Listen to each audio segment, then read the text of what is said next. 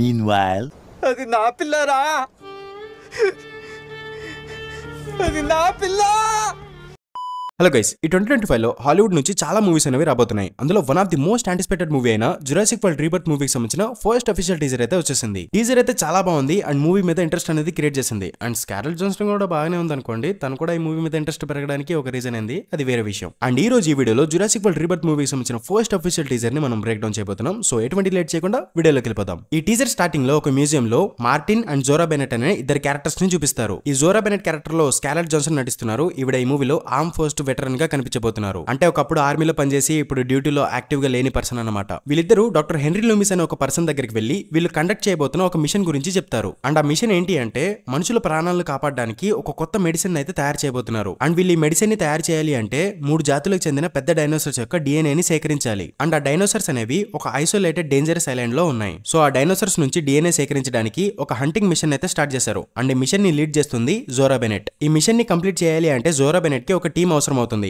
ఈ టీమ్ లో జాయిన్ చేసుకోవడానికి హెన్రీ లూమిస్ దగ్గరికి వచ్చారన్నమాట. అండ్ తర్వాత జోరా బెనెట్ తన ఓల్డ్ ఫ్రెండ్ అయిన డంకన్ క్యారెక్టర్ ని కూడా ఈ టీమ్ లో జాయిన్ చేసుకోవడానికి వెళ్తుంది. అండ్ ఈ డంకన్ క్యారెక్టర్ లో నటిస్తున్న యాక్టర్ నేమ్ వచ్చేసి మార్షల్ ఆలీ అనమాట. ఈయన ప్రెజెంట్ మార్వెల్ లో గ్లేడ్ క్యారెక్టర్ లో నటించబోతున్నారు. అండ్ తర్వాత వీళ్ళందరూ ఆ డైనోసార్స్ నుంచి DNA ని సేకరించడానికి ఆ ఐసోలేటెడ్ ఐలాండ్ కి వెళ్ళినట్టు చూపిస్తారు. అండ్ అక్కడ పెద్ద పెద్ద డైనోసార్స్ కూడా ఉంటాయి. అండ్ ఈ టీమ్ మెంబర్స్ అందరూ DNA సేకరించడానికి 3 రకాల పెద్ద జాతులకు చెందిన డైనోసార్స్ ని వెతుకుతున్నారు కదా. అందులో ఫస్ట్ జాతికి చెందిన డైనోసార్స్ ని వీళ్ళు కనిపెట్టారు. అండ్ వాటి నుంచి DNA సేకరించడానికి వాళ్ళ డివైజెస్ ని కూడా రెడీ చేసుకుంటున్నట్టు టీజర్ లో చూపించారు. అండ్ మేబీ వీళ్ళు ఆ పెద్ద డైనోసార్ కి సంబంధించిన DNA తీసుకోవడంలో సక్సెస్ అయ్యి ఉండవచ్చు. అండ్ తర్వాత వీళ్ళకి ఒక ఎగిరే డైనోసార్ యొక్క DNA కావాలనుకుంటా, ఎందుకంటే తర్వాత ఆ సీన్స్ చూపించారు. అండ్ వీళ్ళు డైరెక్ట్ గా ఆ ఎగిరే డైనోసార్ యొక్క DNA తీసుకోలేరు కాబట్టి దాని గుడ్డు నుంచి DNA తీసుకుందామని ప్లాన్ చేసినట్టున్నారు. అండ్ మేబీ అందుకే వీళ్ళు తాళ్లు కట్టుకుని ఒక గుహ లోపలికి వెళ్లి ఆ గుడ్డు నుంచి DNA సేకరించడానికి ట్రై చేస్తున్నారు. కానీ వీళ్ళు గుడ్డు నుంచి DNA తీసుకునే లోపే అక్కడికి డైనోసార్ వచ్చేసింది. వీళ్ళైతే ప్రాబ్లం లో చిక్కుకున్నట్టు కనిపిస్తున్నారు. అండ్ తర్వాత వీళ్ళందరూ ఆ ఐసోలేటెడ్ ఐలాండ్ లో ఒక పాడైపోయిన రీసెర్చ్ ఫెసిలిటీని కూడా కనుక్కుంటారు. ప్రీవియస్లీ ఈ ల్యాబొరేటరీలో చాలా ఎక్స్పెరిమెంట్స్ అనేవి జరిగినట్టు కనిపిస్తున్నాయి. మేబీ కొత్త డైనోసార్స్ ని క్రియేట్ చేసి ఉండవచ్చు. మేబీ ఈ ఐలాండ్ లో ఇంతకు ముందు ఉన్న మనుషులు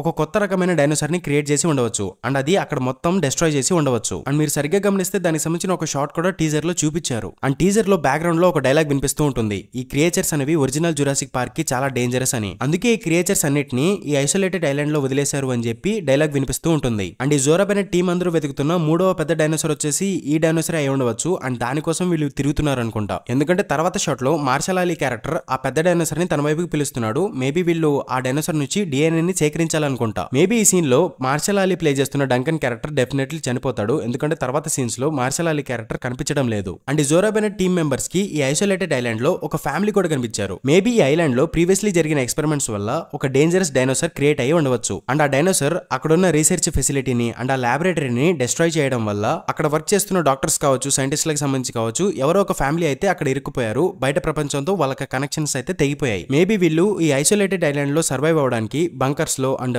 అండర్ గ్రౌండ్ లో దాక్కుంటున్నారు అనుకుంటా. ఎందుకంటే ఒకనొక షాట్ లో ఒక బంకర్ ని చూపించారు. ఈ ఫ్యామిలీ మెంబర్స్ అందరూ ఈ ఐలాండ్ నుంచి ఎలా బయటపడాలి అని ఆలోచిస్తున్న టైంలో ఈ జోరా బెనెట్ టీం వీళ్ళకి కనిపించి ఉండవచ్చు. అండ్ తర్వాత జోరా బెనెట్ టీం కూడా ఈ ఫ్యామిలీని కాపాడి ఈ ఐలాండ్ నుంచి బయటపడదామని అనుకుని ఉండవచ్చు. అండ్ తర్వాత వీళ్ళందరూ తప్పించుకుని బయటపడదామని చెప్పి ఒక బోట్ లో వెళ్తున్నప్పుడు అక్కడ ఒక పెద్ద పెద్ద డైనోసార్స్ వీళ్ళ మీద అటాక్ చేయడం చూపించారు. ఈ సీన్ కొంచెమే చూపించారులే కానీ చాలా బాగుంది అండ్ ఇంట్రెస్టింగ్ గా కూడా ఉంది. అండ్ ఈ సీన్ లో చూసుకుంటే మార్షల్ ఆలీ క్యారెక్టర్ ఎక్కడ కనిపించడం లేదు. మేబీ ప్రీవియస్లీ నేను చెప్పినట్టు ఆ క్యారెక్టర్ చనిపోయి ఉండవచ్చు. అండ్ ఇక్కడతో ఈ టీజర్ అనేది కంప్లీట్ అయిపోయింది. ఈ టీజర్ చూసిన తర్వాత నాకేమనిపించిందంటే యూనివర్సల్ స్టూడియోస్ వాళ్ళు ఈ మూవీ ఎలా ఉంటుందో ఒక బేసిక్ ఐడియాని మనకి ఇంట్రడ్యూస్ చేసినట్టు అనిపించింది. అండ్ వీళ్ళు టీజర్ లో చూపించింది మూవీ యొక్క మెయిన్ ప్లాట్ అని క్లియర్ గా అర్థమవుతుంది. అంటే వీళ్ళు మెడిసిన్ తయారు చేయడానికి 3 రకాల డైనోసార్స్ యొక్క DNA ని సేకరించాలి. దానికోసం ఒక డేంజరస్ ఐసోలేటెడ్ ఐలాండ్ కి వెళ్తారు. అండ్ అక్కడ వీళ్ళు ఫేస్ చేసిన ప్రాబ్లమ్స్ ఏంటి, వీళ్ళు చేసిన అడ్వెంచర్స్ ఏంటి, అండ్ వీళ్ళు ఆ DNA కలెక్ట్ చేశారా లేదా అనే దాని చుట్టూ మూవీ యొక్క స్టోరీ అనేది రివాల్వ్ అవుతుంది. ఇది సింపుల్ గా అర్థమవుతుంది. సో బేసిక్ గా ఇది ఒక సైఫై అడ్వెంచరస్ మూవీ అనమాట. అండ్ ఫైనల్లీ టీజర్ అయితే నాకు చాలా బాగా నచ్చింది. అండ్ మూవీ మీద విపరీతమైన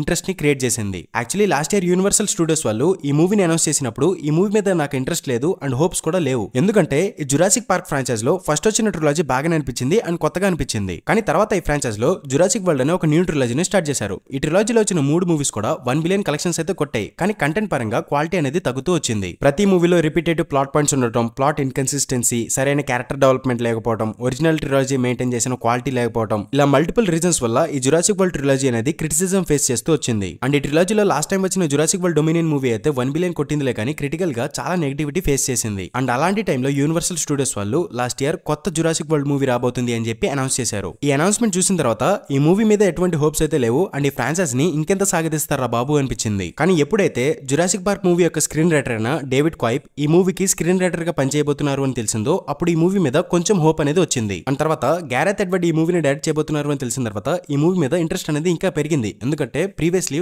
గ్యారెత్ ఎడ్వర్డ్ ట్రాక్ రికార్డ్ చూసుకుంటే చాలా మంచి మంచి మూవీస్ అనేవి తీశారు ఆయన. అండ్ 2014 లో వచ్చిన గాడ్జిల్లా మూవీని కూడా ఈ గ్యారెత్ ఎడ్వర్డ్ తీశారు. ఆ మూవీ అయితే చాలా బాగుంటుంది. సో ఆ డైరెక్టర్ ఈ మూవీ తీస్తున్నారు అని తెలిసిన తర్వాత ఈ మూవీ మీద హోప్ అనేది ఇంకా పెరిగింది. అండ్ ఎప్పుడైతే ఈ మూవీలో స్కార్లెట్ జాన్సన్ నటిస్తుంది అని తెలిసిందో తస్సది అసలు ఈ మూవీని మిస్ అవ్వకూడదురా అనిపించింది. ఎందుకంటే నేను స్కార్లెట్ జాన్సన్ కి చాలా పెద్ద ఫ్యాన్ అనమాట. తను ఈ జురాసిక్ పార్క్ ఫ్రాంచైజ్ లో పెద్ద పెద్ద డైనోసార్స్ తో అడ్వెంచర్స్ చేస్తుంటే చూడడానికి చాలా బాగుంటుంది కాబట్టి ఈ మూవీ మీద నాకు ఇంట్రెస్ట్ అనేది పెరిగిపోయింది. నేనైతే ఈ మూవీ కోసం ఫుల్ ఎక్సైటెడ్ గా ఉన్నాను. మూవీ కోసం ఈగర్లీ వెయిట్ చేస్తున్నాను. మీరు ఈ మూవీ కోసం వెయిట్ చేస్తున్నారో లేదో కింద కామెంట్ బాక్స్ లో కామెంట్ చేసి చెప్పండి. అండ్ ఇది గైస్ వీడియో. ఇలాంటి మరిన్ని వీడియోస్ కోసం మూవీ వర్స్ ఛానల్ ని సబ్స్క్రైబ్ చేసుకోండి. అండ్ ఇంకొక వీడియోతో మళ్ళీ మేము ముందుకు వచ్చేస్తాను. అంతవరకు సెలవు. By by.